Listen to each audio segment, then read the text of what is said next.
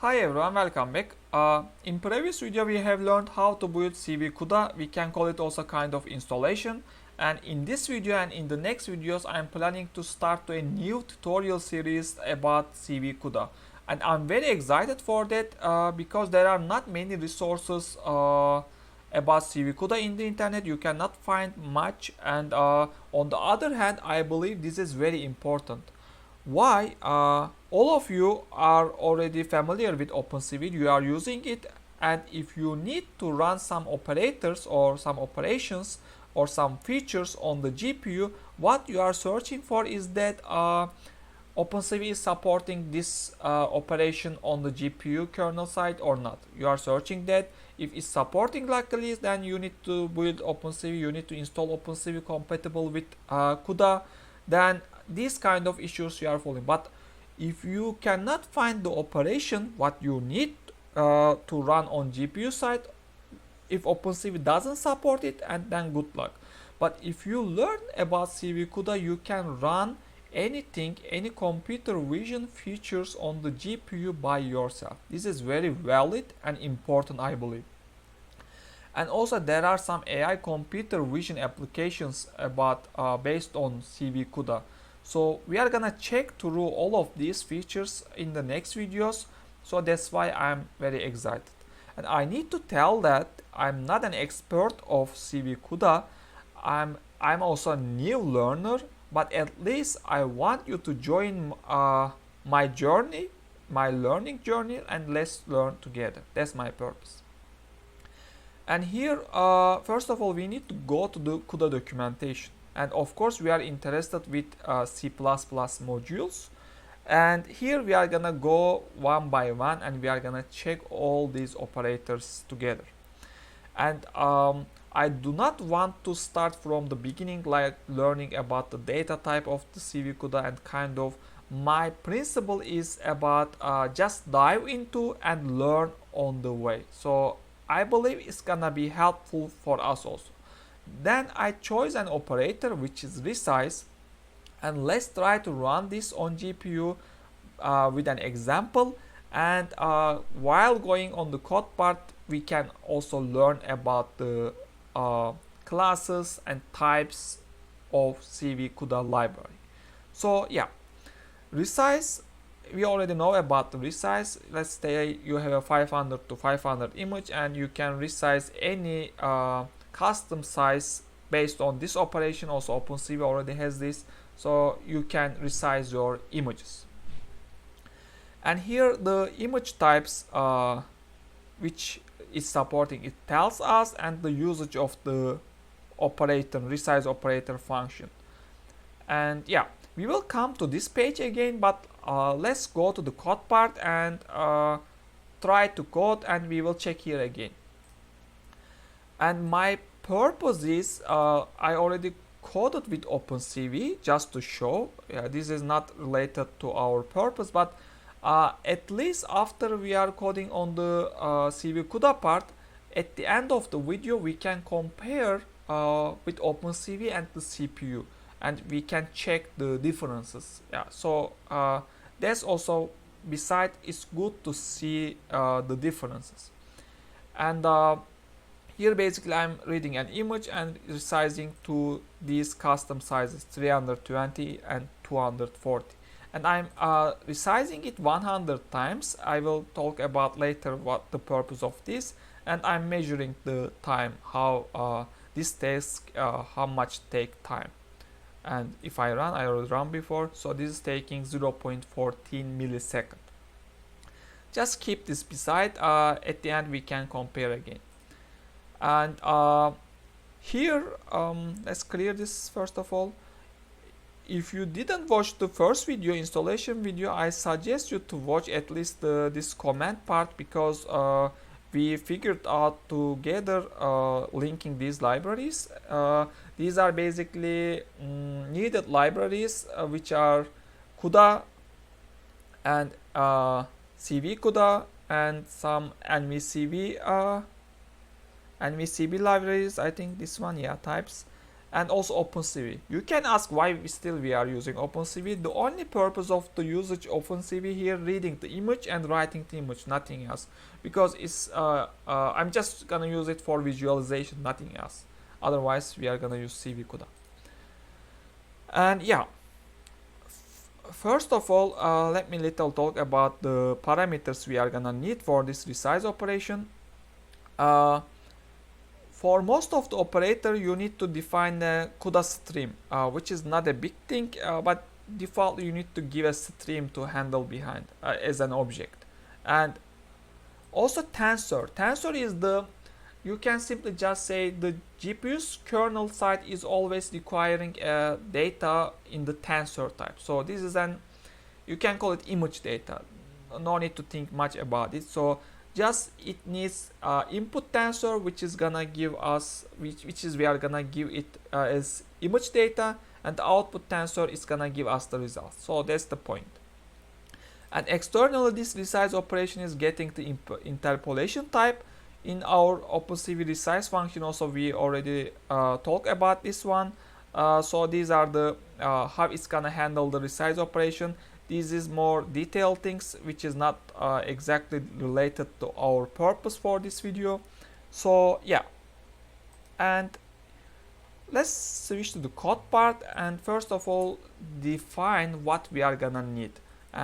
But at the very beginning, let's read our image first of all based on the OpenCV.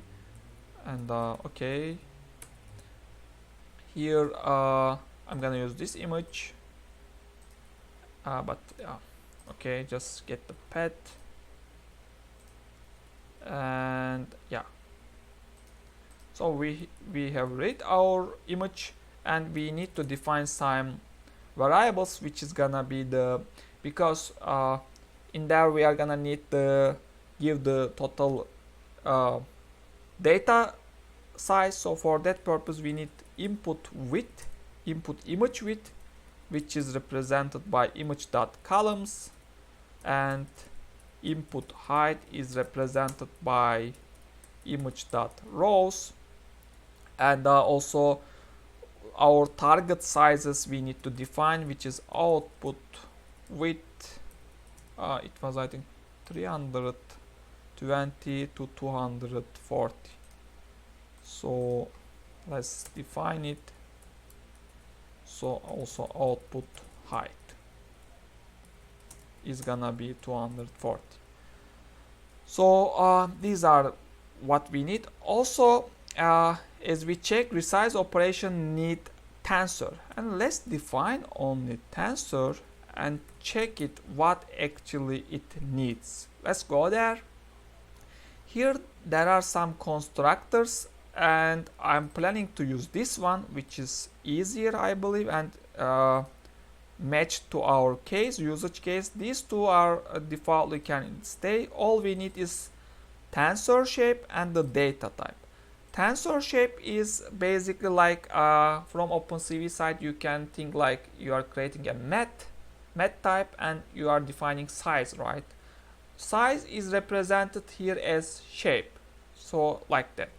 And the data type, similar to the OpenCV, if you remember in OpenCV we were using something like CV, 8-bit unsigned channel images or whatever image type you need, and here it's represented as data type. If we go here, there are some enumerations here.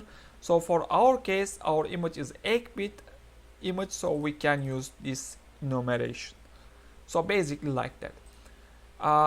So to create a tensor, we need a tensor shape. So let's define it.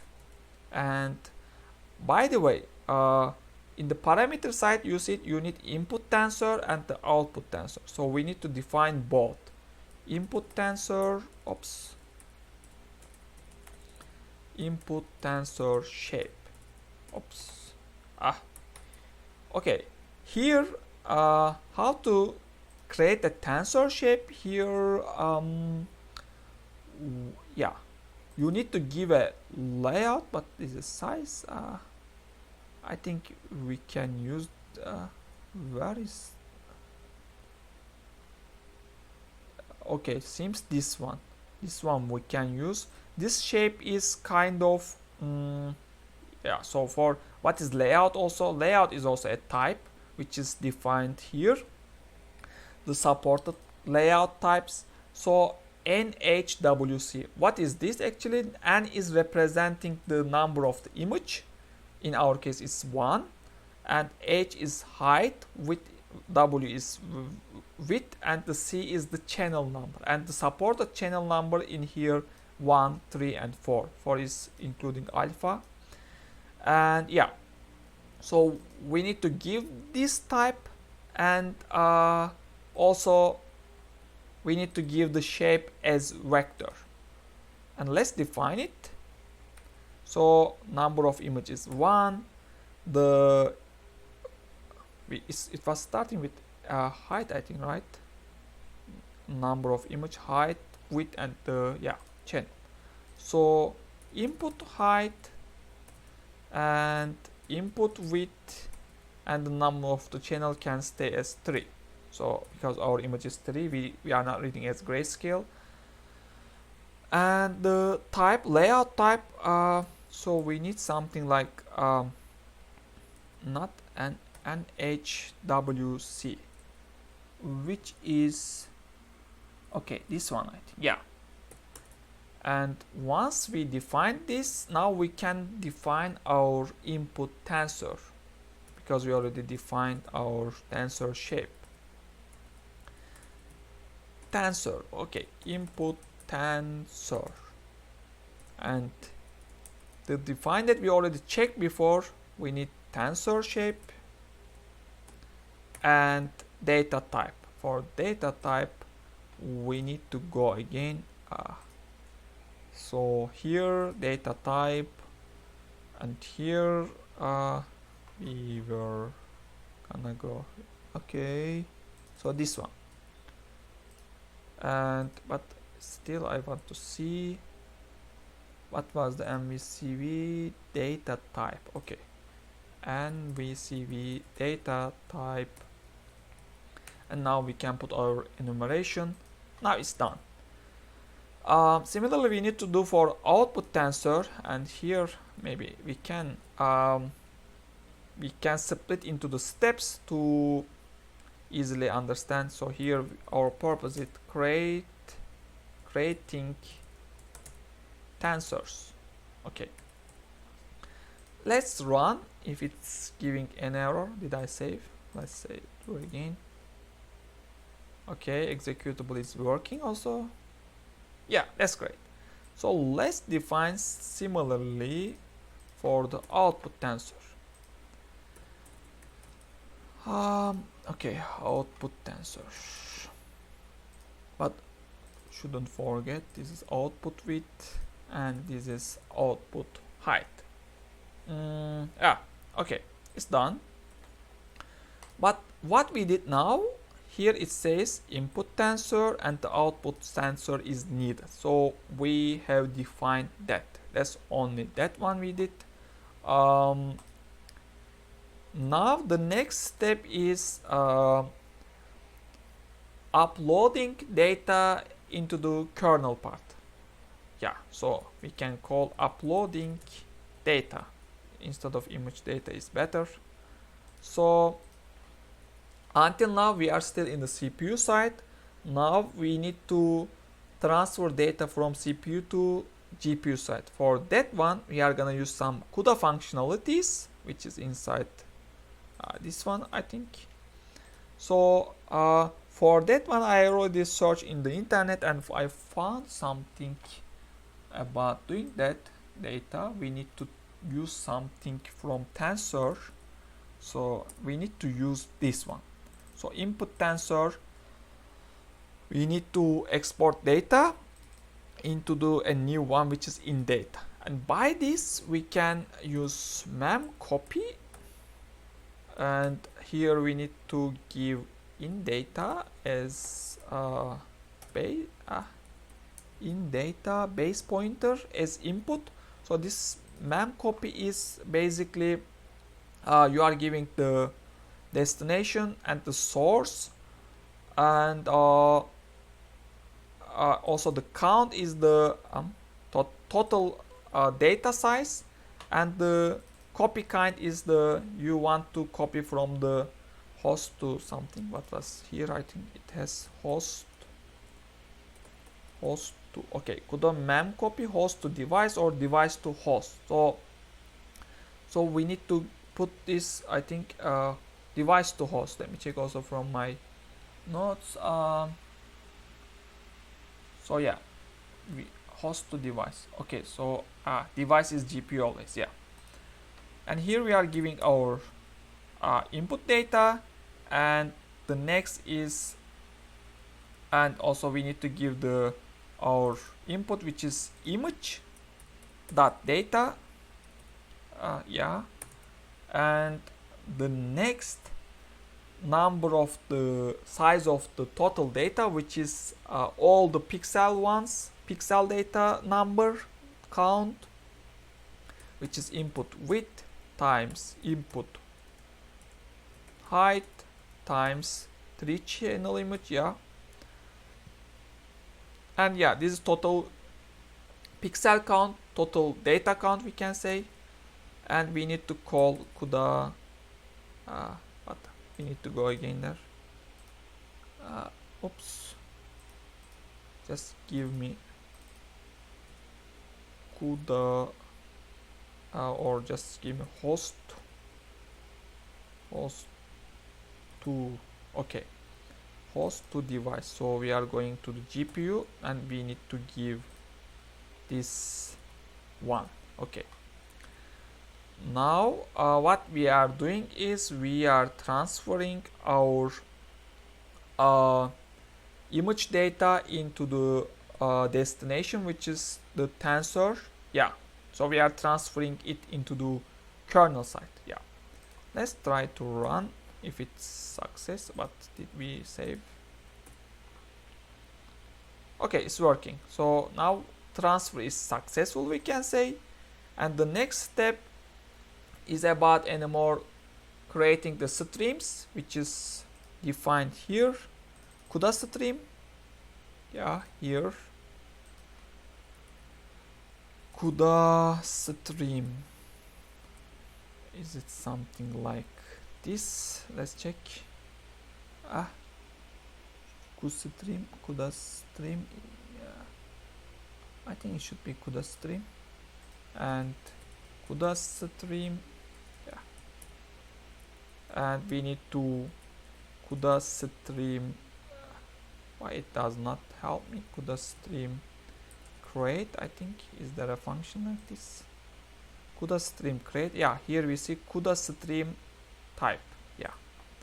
So we need to give this inside the stream function, and we initialized our CUDA stream. And also we need to define again the resize operator like we did in the previous video, which is, until now we didn't use CV-CUDA. The first time we are using CV-CUDA is now, which is, yeah, hope is good, is showing. So this is, we can call resize operation. And the next we can directly call resize. Yeah, it's good, it's showing now. Operator stream, CUDA stream, which we have. Why you never show? CUDA stream is here. This Visual Studio is sometimes making me crazy. In is the input tensor, but yeah, here the one we need to check. Input tensor is the in data,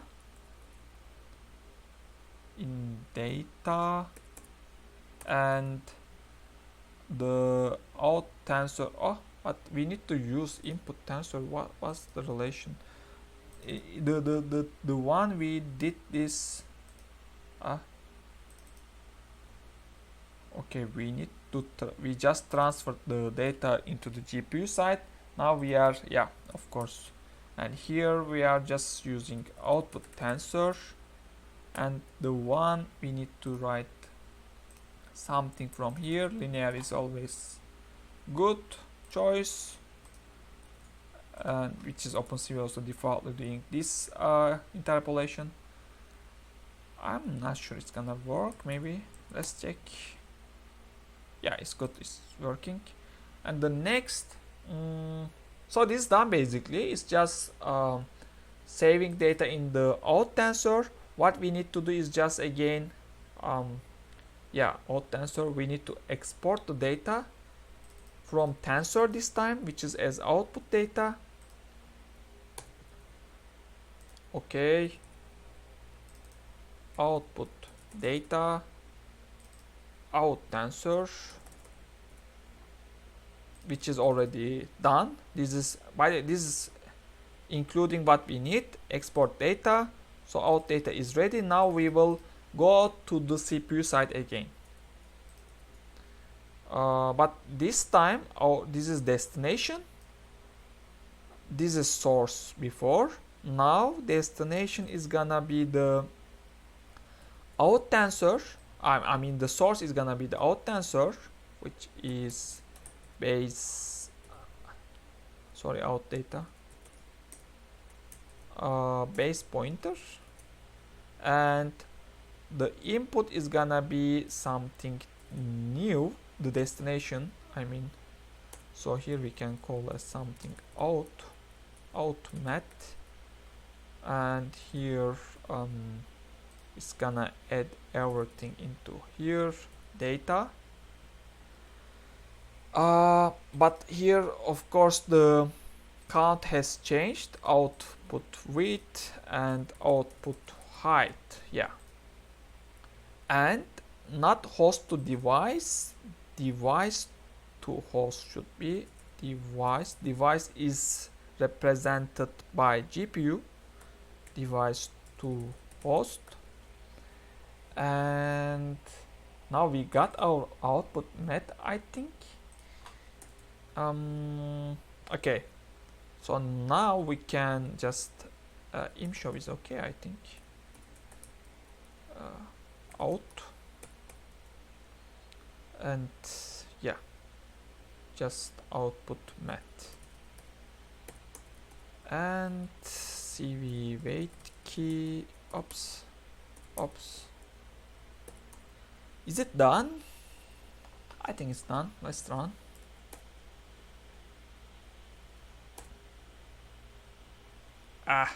What it says.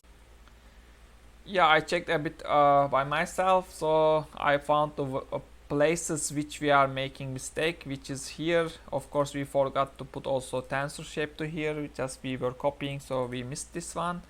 And also, yeah, of course you can, if you give this data, it doesn't know how to fill mat, because you need to give the size, of course. So according to the size and the type, it's gonna fill the output mat, otherwise it doesn't know. So let's call mat object again. So we need to give size was output height and output width, and also the type is 8-bit unsigned channel is 3, and now it should work. Yeah, it's working. And basically this is done. You don't also you can always stay in the GPU side instead of transferring the data, but for visualization and the other testing steps, it's good to transferring the data. But you need to keep in mind there is also another CUDA example in my YouTube channel related to the Sobel operator. In there also I am mentioning transferring the data always, there is an overhead, so you are always losing time. Also we can check it now, as we told at the beginning. Here we can get this chrono checks into here, and we can see how much time this is taking. And let's take also this one into here until this finishes. And here this is CV-CUDA. And let's see this total time is how much. Iterations, okay, iterations. So we are dividing into the iterations, but for now we don't have iteration. And yeah, here you see this is taking 1000 milliseconds, and it's really much. But there is something, if you put this into only the operation, which is this one, also it's not a good check, because there's some CUDA features which is available for measuring the time, synchron time, but it's okay, we can still use this chrono. And 3 milliseconds is still much time, but let's check with the iteration. And here iteration, and now we can compare better. Let's say 1000 times resize my image, and here where was my dividing? Okay, here we need to divide again into the iteration to see. And of course we need a for loop inside this resize operator for this. Okay, and here we need to give the iteration, and let's do 1000 times resizing my image, and then give me the exact time taking for that, and let's run. You see it's 0.006 if it's resizing the same image 1000 times. Also we can check the total time again without dividing. It's taking 6 milliseconds. Let's do it again. It's taking 6 milliseconds. But if we do the same here, we already see the for per one image. And let's do this for the,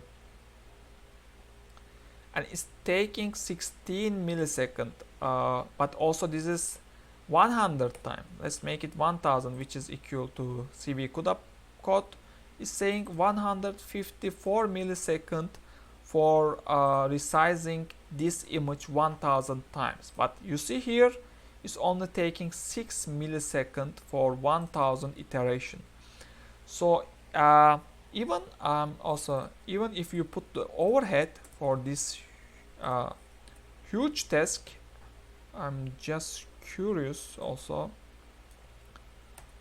if we put for all and see the time again by including the overhead, is taking 12 milliseconds. So yeah, you see overhead is around 6 milliseconds. So this is taking 12 milliseconds, but OpenCV CPU with CPU is still taking 147. Why I'm showing this? For simple task, you of course, if simple task, you will not think also using GPU, but just I'm giving you an example. For this not huge task, but kind of huge task, comparing only one resizing, is taking 147 milliseconds. By adding overhead even, you see here is taking 12 milliseconds, which is 10 times faster than the OpenCV CPU with overhead. Without overhead is around 20 times faster.